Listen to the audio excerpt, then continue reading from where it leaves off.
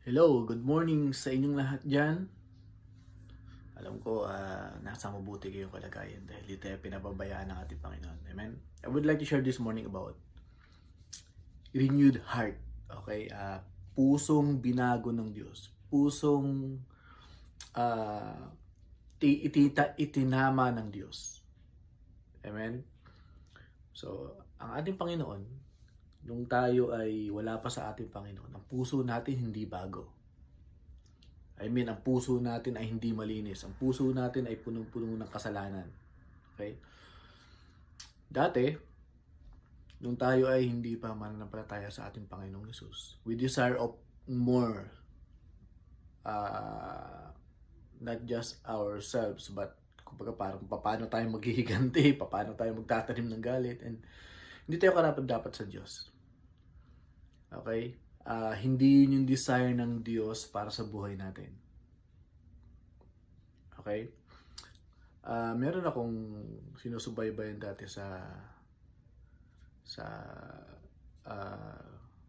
TV, okay? Actually, that time talagang gustong-gusto ko siyang pinapanood. Alam niyo yung yung restoration, it's about cars and all, basta mga sasakyan, and yung mga owner ng mga sasakyan na yun, they willing to spend money for it to restore and to make a car functionable again. May istorya kasi yung sasakyan na yun. So, gusto nilang i-restore and they will able to spend a bunch of money. Maraming pera, okay? Maraming budget para ma-restore yung kanilang sasakyan. So, yung gusto nilang design, gusto nilang kulay, gusto nilang i-redeem yung to redeem what is originally designed for it, yung history nun. So, they want to restore it. Okay? And they will able to put more money to restore. Okay? At kapag nagawa na yon, makikita mo yung kasiyahan ng mga owner, talagang hindi mo talagang matatawarin yung expression nila, talagang masayang-masaya sila at saka fulfill sila dun sa ginawa nila. So, what I want to say, ang Diyos, lagi niyang gustong gawin sa buhay ng bawat isa. Na i-restore tayo, yung puso natin. Okay, alam niyo yun nung unang nag-reveal ang Diyos sa buhay natin, di ba? Siya ay kumatok sa pintuan ng ating puso. Kumatok siya, nag-i-invite siya na papasukin mo ko, tsaka sabay tayo maghahapunan. And that's the very good start ng ating buhay pananampalataya sa ating Diyos. Sa awit 51 verse 10 to 12, ang sabi doon, isang pusong tapat na sa aking likhain, bigyan mo o Diyos ng bagong damdamin. Sa iyong harapan, huwag akong alisin, ang espiritu mo ay paghahariin. Ang galak na dulot ng iyong pagliligtas, ibalik at ako ay gawin mong tapat. Tatlong bagay po yung mahalagang nais mithiin ng Diyos sa bawat isa sa atin. Okay, kung meron kang prayer sa mga bagay-bagay na gusto mong mangyari sa buhay mo, mabuti yun. Okay, kung meron tayong panalangin na gusto nating talagang, Lord, ito yung gusto kong mangyari sa buhay ko, mabuti yan. Okay? Pero this is the three principles na gusto kong isama nyo sa prayer nyo. Personal prayer nyo. Actually, merong personal prayer. Merong prayer na para sa mga gusto mong mangyari. Merong, of course, hindi lang tayo mananalangin ng para sa ating mga sarili, di ba? Nanalangin tayo para sa iba rin. Okay? I'm talking about devotional prayer. Okay? Una, the new heart. O kaya pusong dalisay. Alam nyo ba yung lagi mong kinakanta, lagi mong minimithi, yung pusong dalisay? Panginoon, lagi mo kong gawing tapat sa iyo. Minimithi ko na ang puso ko ay makita mo na busilak sa iyong harapan. That's why kapag nanalangin tayo, nanghihingi tayo ng pagpapatawad sa ating Panginoon. Kasi baka merong sa puso natin na hindi natin alam, nagtanim pala tayo ng galit. Di ba? Baka meron sa puso natin na hindi natin mapatawad pa. And yet, lumalapit tayo sa Diyos, pero meron pala tayong kasalanan na itinatago pa. Remember, di ba? Kung hinihid natin yung kasalanan, hindi tayo tutugunin ng Diyos sa Psalms, di ba? At pangalawa, the guidance of the Holy Spirit, o kaya pagsama ng Espiritu ng Diyos about sa atin. Sabi dito, sa iyong harapan, huwag akong alisin, ang Espiritu mo ay papaghariin. Actually, meron tayong pananagutan sa ating sarili na kung saan dapat lagi nating inaalaw ang presensya ng Diyos sa buhay natin. Okay? Ang yung Espiritu, ito kasi yung sumasama sa atin. By the way, ang Espiritu ng Diyos, sa panahon ngayon, siya na yung nagmamanifest sa atin, siya na yung nagga-guide sa atin, ang banal na Espiritu ang nagtuturo sa atin, ang banal na Espiritu ang nagpapasaya sa atin, ang banal na Espiritu ang nagbibigay ng kalakasan sa atin, ang banal na Espiritu ang nagbibigay ng wisdom sa atin. And yet, kailangan natin siyang i-recognize sa buhay ng bawat isa. Personally. Because David said sa prayer niya, huwag mo kong alisin sa iyong harapan, O Diyos. Ang Espiritu mo ang lagi kong paghahariin sa aking puso, sa aking buhay. That's the prayer of King David.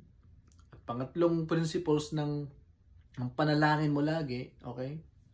I-renew mo lagi yung salvation mo, alahanin mo lagi yung pagliligtas ng Diyos sa buhay mo. Alahanin mo lagi ang pagmamahal ng Diyos sa buhay mo.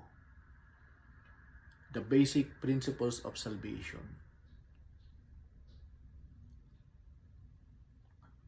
And God is able to reveal Himself personally in our lives. Alam nyo, remember, after we hear the Word of God, through His Word, He touches our heart. Okay? And here we are, we open our life to God because na-realize natin kung gaano siya kabuti sa buhay natin. Dati, laman ng ating puso ay hindi karapat-dapat sa Diyos. We desire of sins. Kasalanan, dinidesire natin. Hindi natin alam kung ba't natin dinidesire yun. Kasi ngayon, ang tendency ng kasalanan, nasa puso natin yun dati. At hindi lang yun. Kapag ang puso mo ay punong-puno ng karumihan, guess what? Ang nagiging result nun, nawawalan ka ng pag-asa. Nawawalan ka ng direction. Okay. Ang sabi sa Ephesians 5:8, ang sabi doon, dati nasa kadiliman kayo, ngayon nasa liwanag, sapagkat kayo'y sa Panginoon. Mamuhay kayo gaya ng nararapat sa mga taong naliwanagan. What I mean to say, after nung kaligtasan na ating natanggap mula sa ating Panginoong Hesus, hinahango niya na tayo doon sa kung saan tayo nagiging stagnant ng buhay. Ano ba yung stagnant na buhay na tinatawag? Ang ibig kong ipakulugan dito. Kalayaan. Isa sa mga kapakinabangan natin nung tayo ay nagkaroon na ng pananalig sa ating Panginoong Hesus. Kapakinabangan ng mayroong Panginoong Hesus sa buhay natin, kalayaan.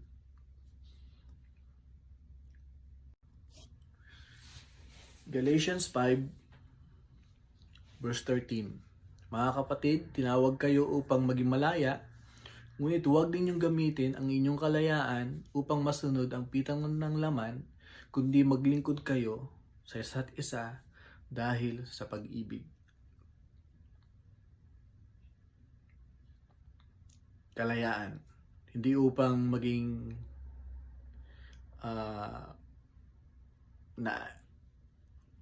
gamitin or gawin yung mga bagay na gusto natin gawin. Okay? Kundi isang kalayaan sa pagtanggi sa kasalanan. Dati hindi tayo makatanggi sa kasalanan. Kasi we are bandage of it. Okay? Bandage tayo ng kasalanan. At nananatili sa puso natin yung kasalanan.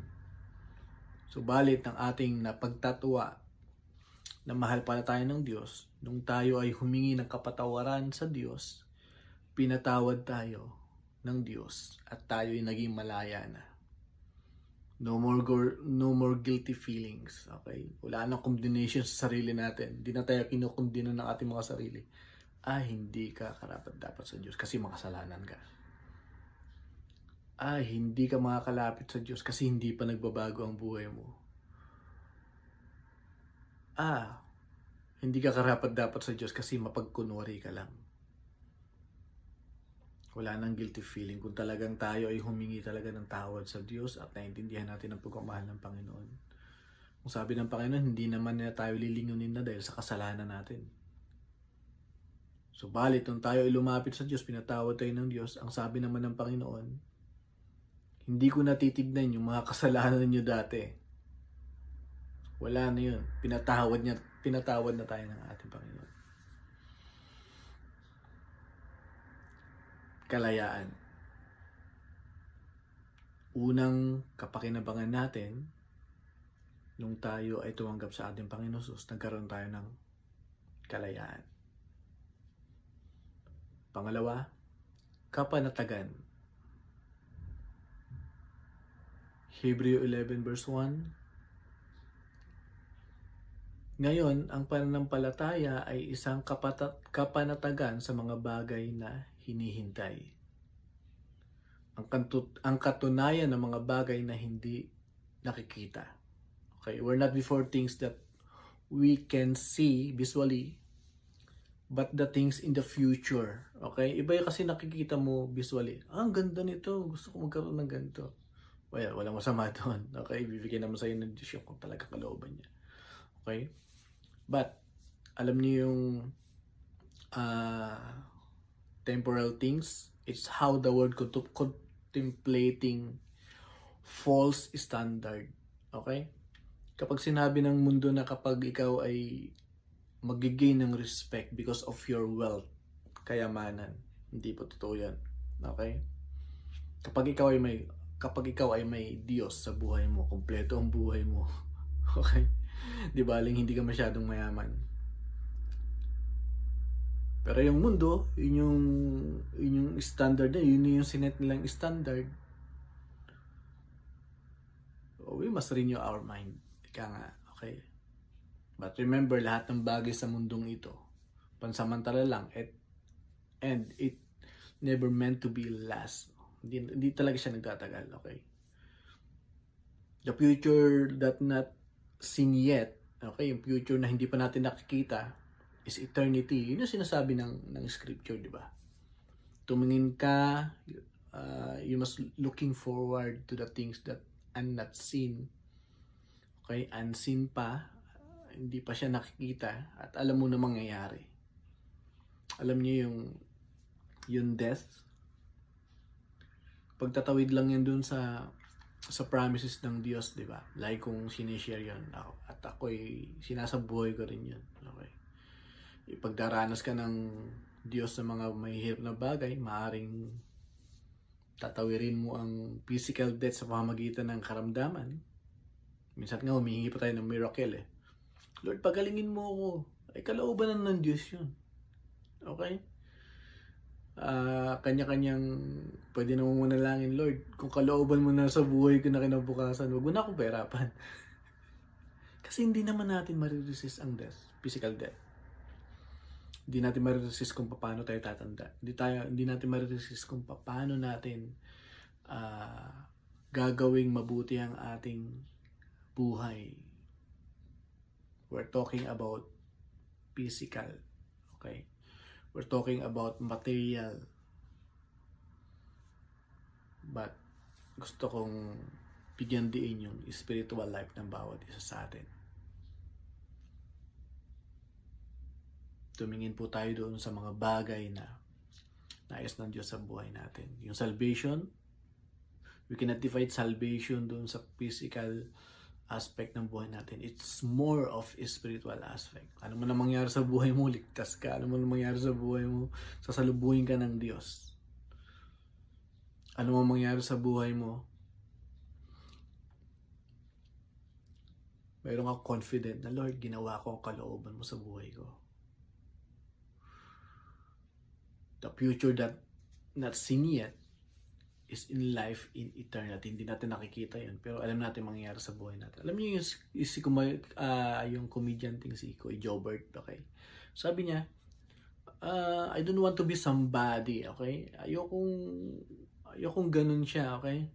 Ang sabi niya, gusto ko yung maranasan ko ay yung pagpunta ko dun sa langit, sasalubungin ka ng Diyos at siya ay bibigyan ng gantimpala. That's why he always share the word of God. Yun lang yung kaisipan niya. Yun lang yung naging niya, yun lang yung gusto niyang gawin sa buhay niya. Hindi para i-enjoy yung yaman sa mundo, or yun lang yung nakikita mong purpose ng buhay mo. Hindi po. Ang purpose po ng buhay natin ay kung paano natin kikilalanin ang ating Creator. Kung paano natin i-recognize ang nagbigay ng buhay sa bawat isa sa atin.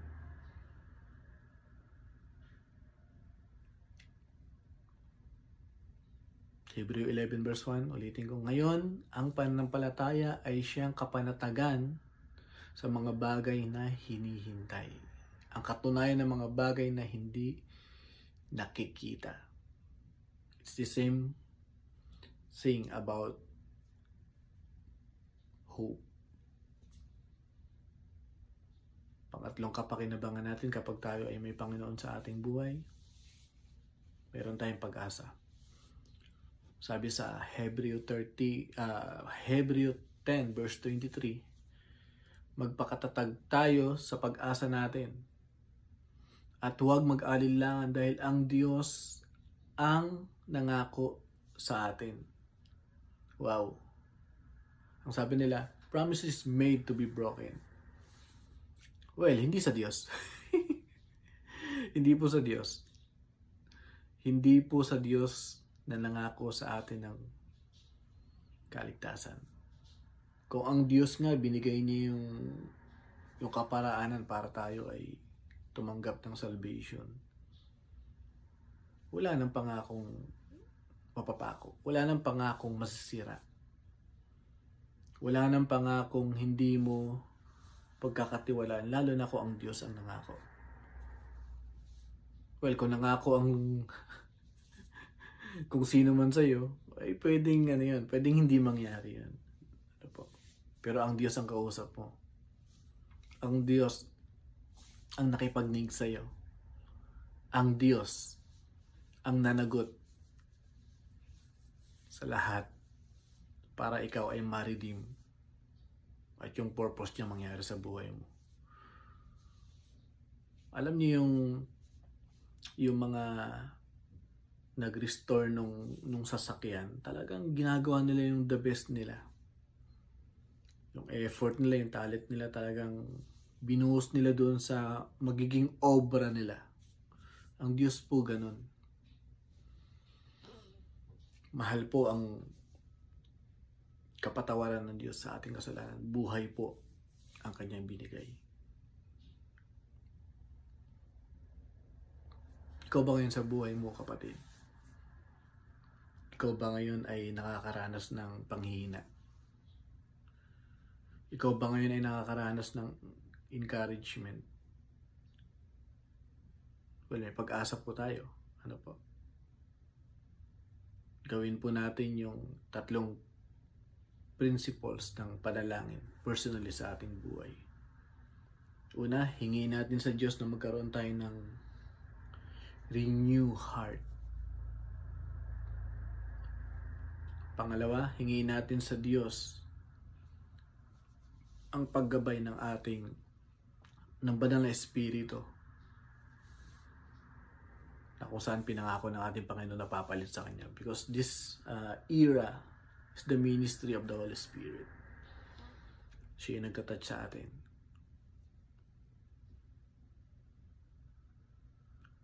Ang Banal na Espiritu ang gumagabay sa akin, nagpapasaya sa akin. Ang Banal na Espiritu din ang nagpapasaya sa inyo, because God is omnipresent through His Spirit.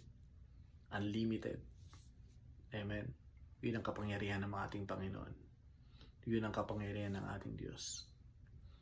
Pangatlong personal panalangin natin lagi, Lord, salamat sa kaligtasan binigay mo sa akin. Salamat sa pagliligtas mo sa akin. Salamat sa lahat ng ginawa mo sa buhay ko. Salamat dahil binago mo ang puso ko. Salamat. Wala tayong may babanggit kundi salamat. Salamat. Kasi yun ang karunungan na input na sa atin. Yun na yung wisdom na lagi nating isinasabuhay.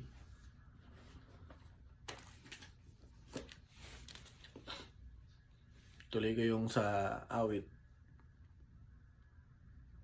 51 verse 30 naman tayo. Sabi dito,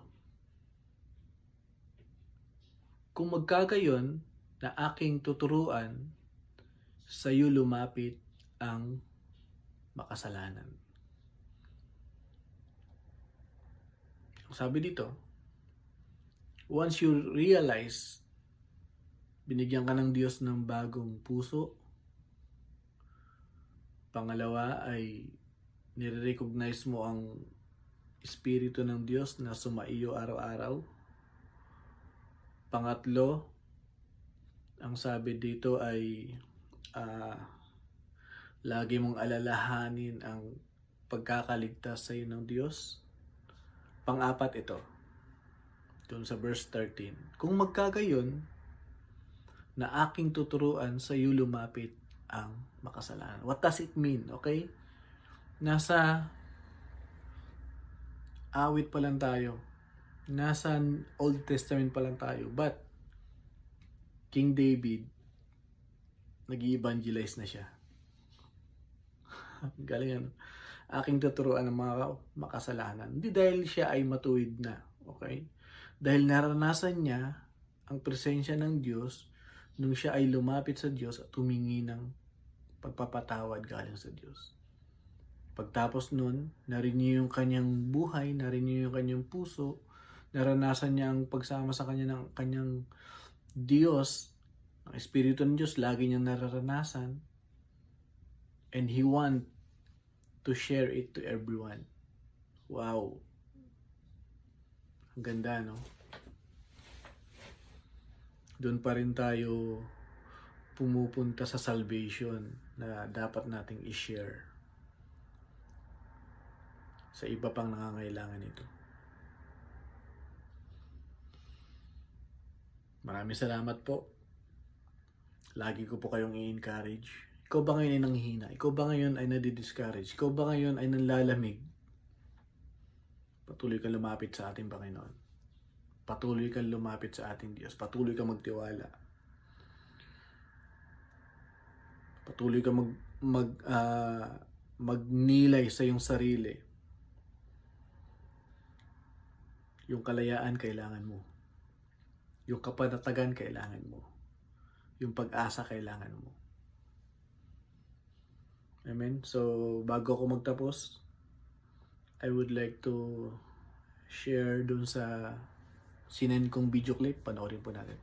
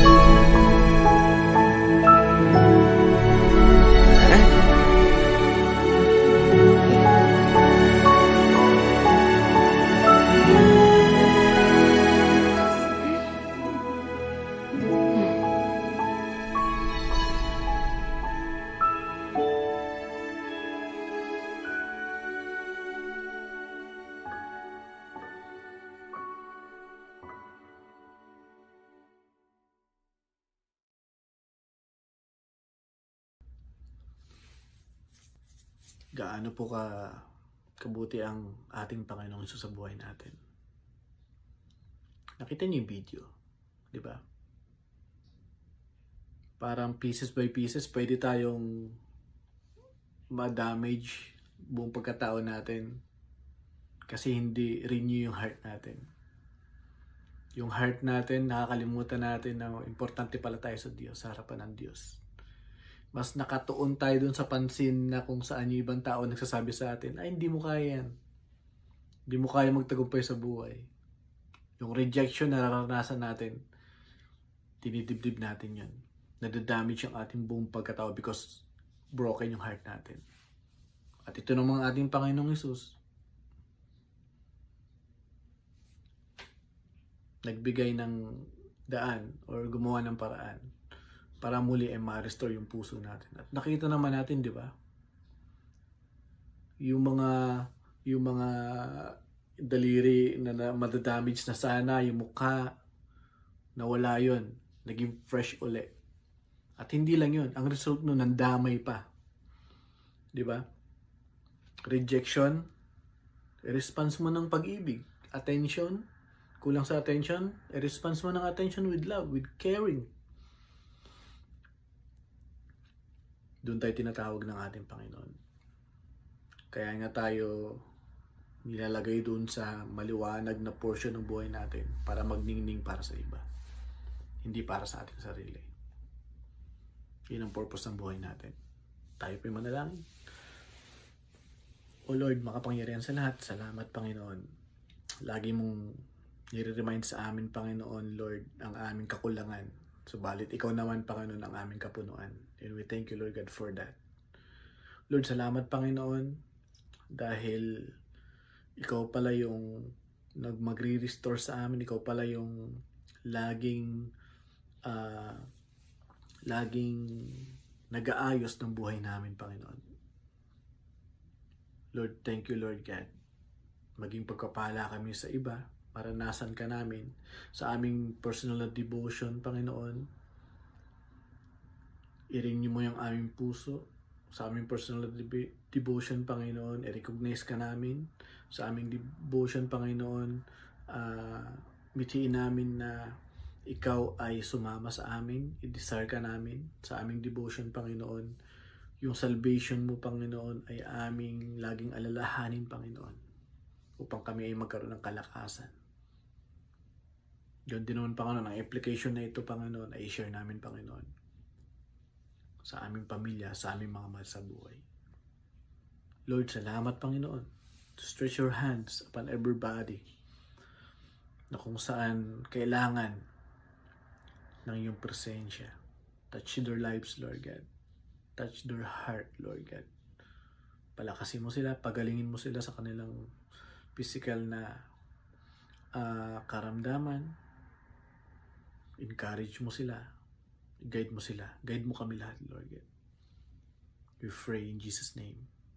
Amen. Bye-bye. Salamat po. God bless us more.